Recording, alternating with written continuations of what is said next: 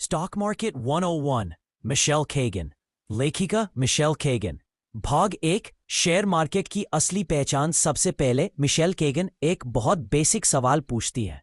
कई लोगों को लगता है कि ये किसी जादुई जगह जैसा है जहां पैसा बस मल्टीप्लाई होता है, पर सच्चाई ये है कि स्टॉक मार्केट असल में एक मार्केट प्लेस है जहां लोग कंपनीज के ओनरशिप शेयर्स खरीदते और बेचते हैं। किसी कंपनी के शेयर्स खरीदने का मतलब है कि आप उस कंपनी के छोटे हिस्से के मालिक बन जाते हैं। जैसे अगर आपने रिलायंस के 10 शेयर्स खरीदे तो अब आप उसके माइक्रो ओनर हैं। मिशेल बहुत सुंदर तरीके से समझाती हैं कि every stock represents a tiny slice of ownership in a business. मतलब आप सिर्फ पेपर या ऐप में दिख रहे नंबर्स नहीं खरीदते, आप किसी असली बिजनेस का हिस्सा खरीदते हैं। भाग 2 कंपनी और शेयर के रिश्ते को समझना। कंपनियां शेयर क्यों बेचती हैं? इस सवाल का जवाब मिशेल बहुत सादे शब्दों में देती है। Because they need money to grow. जब किसी कंपनी को बिजनेस एक्सपेंड करना होता है, जैसे नई फैक्ट्रीज लगानी है, न्यू प्रोडक्ट्स लॉन्च करने हैं, तो उन्हें कैपिटल की जरूरत होती है। वो पैसे बैंक से भी ले सकती हैं, पर ब्याज देना पड़ेगा। इसलिए कई कंपनियां पब्लिक से पैसा रेज करती हैं, यानी आईपीओ लाकर। आईपीओ इनिशियल पब्लिक ऑफरिंग का मतलब पहली बार कंपनी अपने शेयर आम जनता को बेचती है। अब जो लोग वो शेयर खरीदते हैं वो कंपनी के हिस्सेदार बन जाते हैं। अगर कंपनी अच्छा परफॉर्म करती है तो शेयर का भाव बढ़ता है और शेयर होल्डर को फायदा होता है। भाग 3 शेयर मार्केट का दोहरा चेहरा, डर और मौका। मिशेल कहती हैं the stock market is both a wealth building machine and a fear machine. मतलब ये जगह उतनी ही डराने वाली है जितनी पैसे कमाने वाली। हर इन्वेस्टर को 2 इमोशंस ड्राइव करते हैं, ग्रीड लालच और फियर। जब मार्केट ऊपर जाता है तो लोग ज्यादा खरीदते हैं क्योंकि सबको लगता है पैसा डबल होगा, और जब मार्केट गिरता है तो डर से सब बेचने लगते हैं। मिकेले बताती हैं कि सक्सेसफुल इन्वेस्टर वही है जो इन 2 इमोशंस को कंट्रोल कर सके। भाग 4 शेयर के प्रकार। कौन कौन से होते हैं? शेयर ब्रॉडली 2 प्रकार के होते हैं। एक कॉमन स्टॉक, इसमें आपको वोटिंग राइट्स मिलते हैं और डिविडेंड्स भी। 2 प्रेफर्ड स्टॉक, इसमें फिक्स्ड डिविडेंड होता है पर वोटिंग राइट्स नहीं मिलते। कॉमन स्टॉक वाला शेयर होल्डर कंपनी के ग्रोथ में डायरेक्टली पार्टिसिपेट करता है। अगर कंपनी का प्रॉफिट बढ़ता है तो उसका शेयर प्राइस भी बढ़ेगा।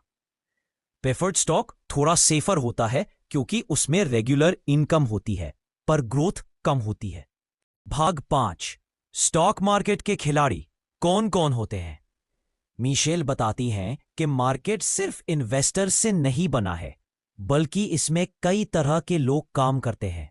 इन्वेस्टर्स जो लंबे समय तक शेयर रखते हैं, ट्रेडर्स जो शॉर्ट टर्म में खरीद बिक्री करते हैं, ब्रोकर्स जो बायर्स और सेलर्स को कनेक्ट करते हैं, मार्केट मेकर्स जो लिक्विडिटी बनाए रखते हैं, रेगुलेटर्स जैसे कि अमेरिका में एसईसी या भारत में सेबी जो मार्केट को रेगुलेट करते हैं।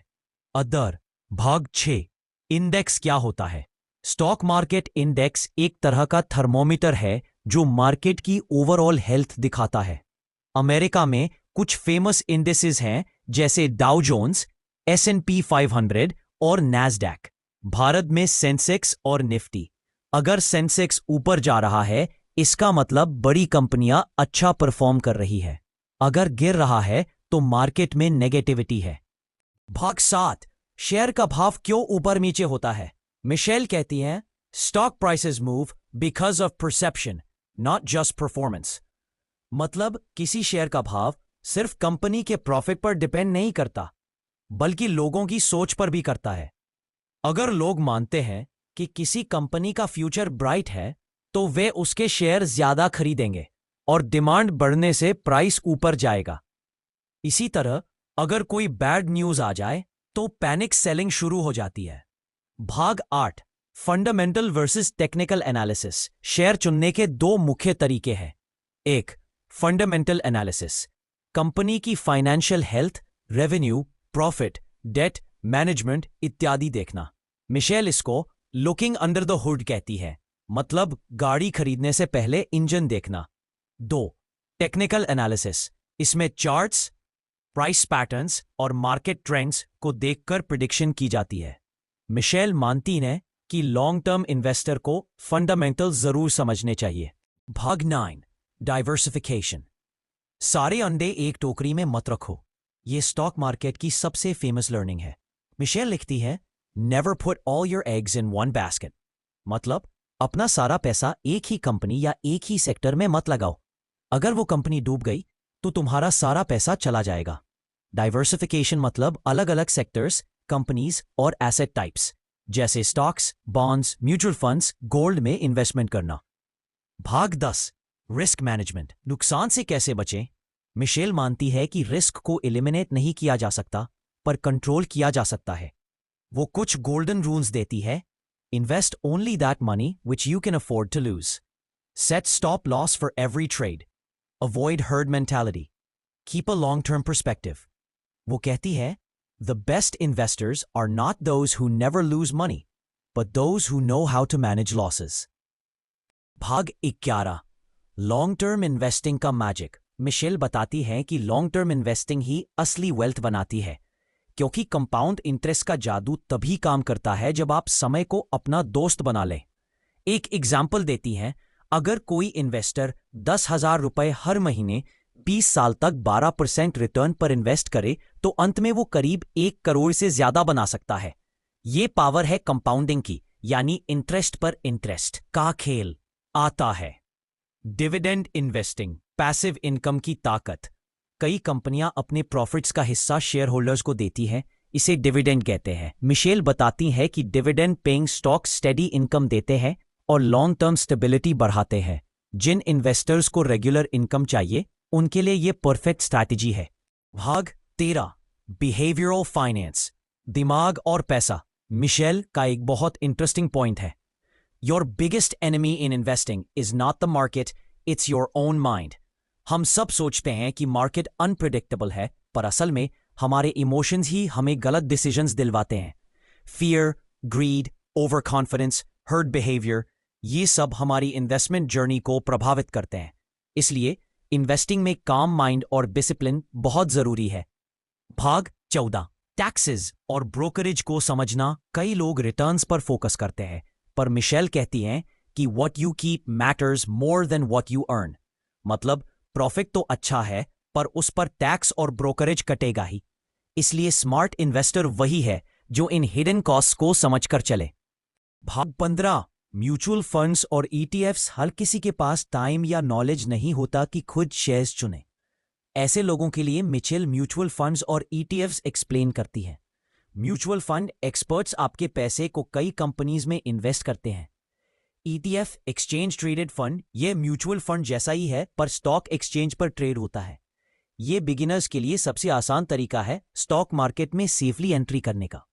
एंड नाउ भाग 16, कॉमन मिस्टेक्स जो हर बिगिनर करता है। मिशेल बताती है कि नए इन्वेस्टर्स अक्सर ये गलतियां करते हैं। हॉट टिप्स पर भरोसा करना, शॉर्ट टर्म प्रॉफिट के पीछे भागना, रिसर्च किए बिना इन्वेस्ट करना, पैनिक में बेच देना। वो कहती है, patience is the investors super power. भाग 17, एक सफल इन्वेस्टर की आदतें। मिशेल बताती हैं कि अच्छे इन्वेस्टर्स में कुछ कॉमन आदतें होती हैं। 1, वो डेली मार्केट न्यूज से अपडेटेड रहते हैं। 2, अपनी इन्वेस्टमेंट्स को टाइम टू टाइम रिव्यू करते हैं। 3, इमोशनल डिसीजंस नहीं लेते। 4, लॉन्ग टर्म विजन रखते हैं। 5, फाइनेंशियल एजुकेशन पर लगातार काम करते हैं। भाग 18, मार्केट क्रैश से डरना नहीं, सीखना चाहिए। मिशेल बहुत इमोशनल तरीके से बताती हैं कि मार्केट क्रैश हर इन्वेस्टर की जिंदगी का हिस्सा है, पर जो लोग उस वक्त पैनिक में बेच देते हैं वो नुकसान में रहते हैं। जो कामली बैठकर वेट करते हैं वही सबसे ज्यादा प्रॉफिट कमाते हैं। वो कहती है, the market always recovers but your decisions determine whether you do. भाग 19, स्टॉक मार्केट और लाइफ लेसन्स। मिशेल किताब के आखिरी चैप्टर्स में बताती हैं कि इन्वेस्टिंग सिर्फ पैसे कमाने की चीज नहीं, ये लाइफ स्किल है। स्टॉक मार्केट पेशेंस, प्लानिंग और पर्सपेक्टिव सिखाता है। वो कहती हैं, investing teaches you to think long term, stay calm in chaos and believe in growth। भाग 20, मोरल टेक अवे। इस किताब का मैसेज बहुत सिंपल लेकिन पावरफुल है। स्टॉक मार्केट में सक्सेस लक से नहीं, डिसिप्लिन से आती है। अगर तुम सीखते रहो, रिसर्च करते रहो और इमोशंस को कंट्रोल में रखो तो मार्केट तुम्हारा दोस्त है, दुश्मन नहीं। मिशेल का आखिरी संदेश बहुत सुंदर है। You don't need to be rich to start investing, but you need to start investing to get rich.